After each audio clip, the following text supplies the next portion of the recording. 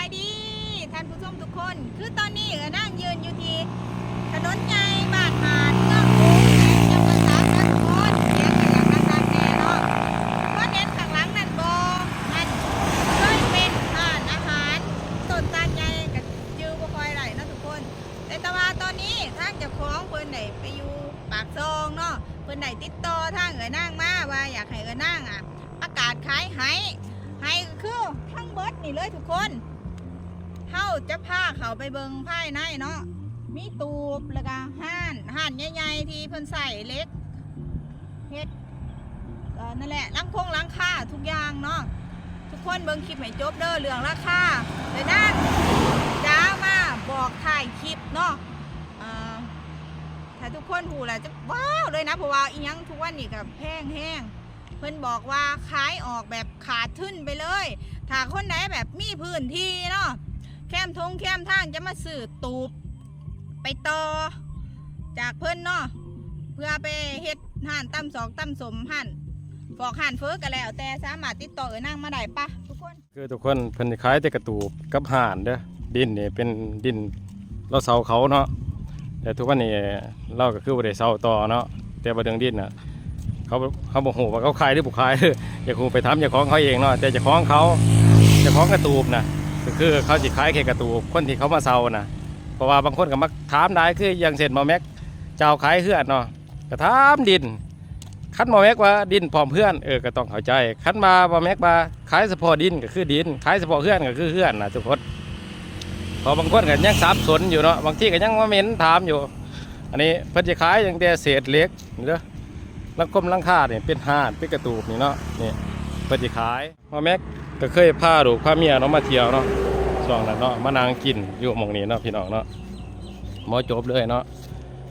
เย็นดีได้พี่น้องได้ช่วงนั้นเนาะนี่ว่าตัวบ้านเฮานี่พาลูกพาเมียมานั่งกินแต่ว่าตอนนี้เปิดขายออกเนาะเนี่ยเดี๋ยวสิร้องขึ้นย่างขึ้นมาเบิ่งความเก่าความหลังพี่น้องยังพอได้ย่างพอได้ส้มอยู่ได้พี่น้องได้นี่เห็นบ่เป็นตายเนาะเห็นแต่คิดหอดก้มเก่าก้มหลังพี่น้องไม่ต่อขอกต้าเนาะพี่น้องที่ว่ามันยังใส่งานได้เนาะนี่เป็นหญ้าเป็นยางเนี่ยนะพี่น้องเป็นที่ขายออกเป็นกระตอกกระตูบนี่แหละเบิร์ดนี่แหละพี่น้องเป็นที่ขายเบิร์ดเนาะแล้วที่พาทุกคนมาย่างชมน้ำกันเนาะ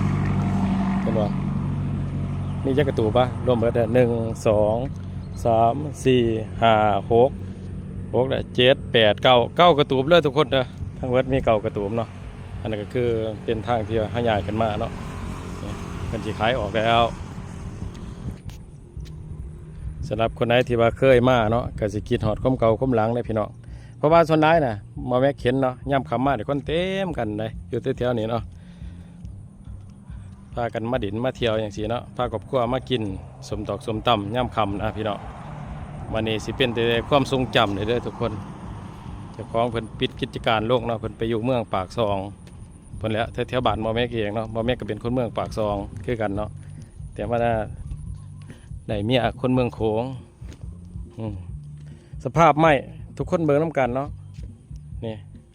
เราจะขายออกเบิดเนาะก็ถือว่ายังโอเคอยู่เนาะไหม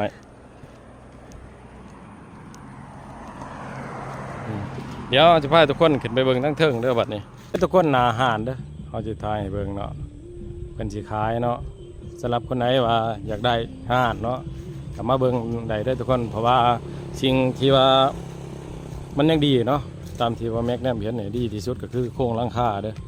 โครงหลังคานี่โครงหลังคาเล็กเนาะนี่สังกะสีความกว้างความยาวกับเบิ้งน้ำกันแต่ทุกคนเพราะว่าเจ้าของแล้วก็บ่จื้อแล้วว่าให้บ่แม็กโยบเอาโหลดแล้วว่านี่เป็นกระตูบแล้วเด้อทุกคนสำหรับคนไหนที่ว่าเคยมากินอยู่นี่เนาะมากินมาดื่มก็คือสิจื้อจำได้ดีเนาะนี่อันนี้เป็นไม้เด้อทุกคนนี่เป็นไม้แต่เสาตัวนี้เป็นเล็กเนาะที่เหลือก็เป็นไม้เนาะนับแต่ดึกต่อดึกติงนี่แหละพี่น้องนี่เสาเล็กมาแม็กโยบเบิงประมาณ15โยบเด้อทุกคนเด้อคอยกระบอกเกียงเดืองไม่แมทเท่าไรเนาะว่าความกว้างความยาวเท่าไรเนาะ ให้ทุกคนกล้าเบิ่งเอาน้ำกันนี่โอ้เราเห็ดกระเบิดหลายเติบเลยนี่ทุกคนเลยนี่เห็นบ่ท่านนี่คือเป็นท่าลงไปห้องน้ำไปเนาะอันนี้ก็เป็นบริเวณที่ว่ายามลูกค้ามานางกินนางส้มยังแต่ก่อนเนาะอันนั้นก็ถ้าจีวพิษก็จะเป็นห้องนอนแล้วบ่หรือว่าห้องที่สังเราเนี่ยแต่ก่อนเห็นเราเห็ดอาหารอยู่นี่เนาะนี่เด้ของเครื่องครัวแล้วพี่เนาะนี่เครื่องครัวสภาพใหม่เนาะข้างในก็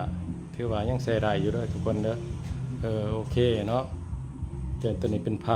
าไม่อัดผ้าไม่อัดเนาะนี่เนาะนี่เป็นเรือนครัวแล้วอยู่นี้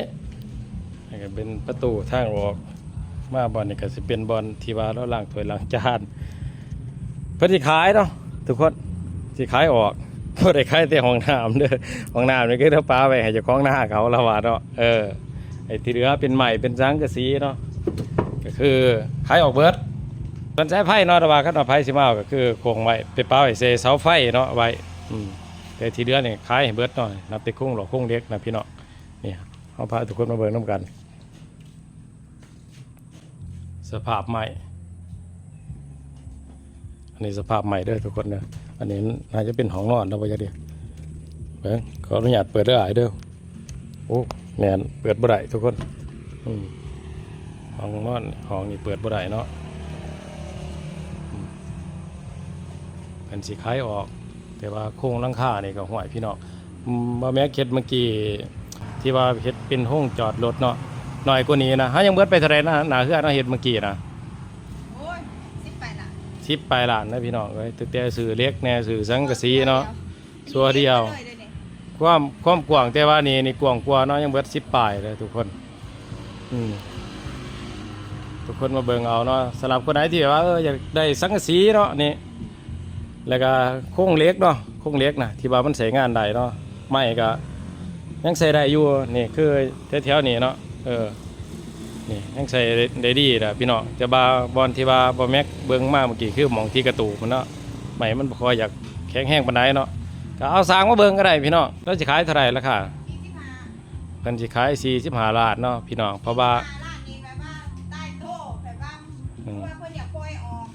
แม่นเจ้าของเพิ่นบ่ได้อยู่เด้อเพิ่นไปอยู่ปากซองเพราะว่ามันเป็น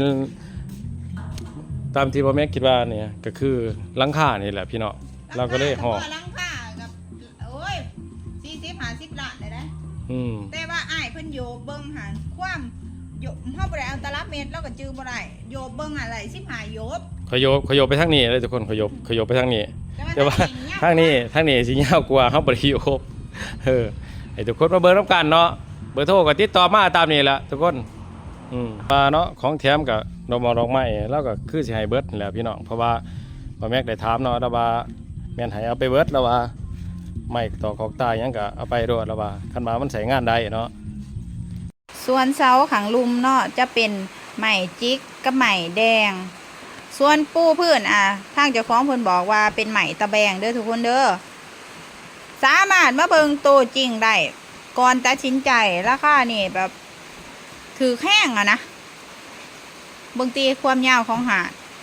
บ่แม่นน้อยๆได้หาดนี่ปลูกได้ประมาณ4 ปีเด้อ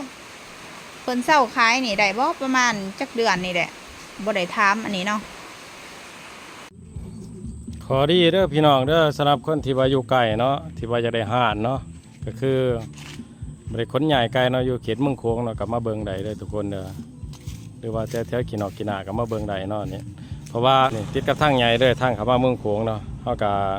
บริยุงยากบริขามไปกอไปดอนคือบอแม็กไปจ้ามาแต่ละบอลเนาะอันนี้มันติดกับพ้นทางเลยรถทุกคนนี่จอดรถอยู่แถวนี้ก็ได้แล้วเนาะกับมางเลยก็ได้เนาะนี่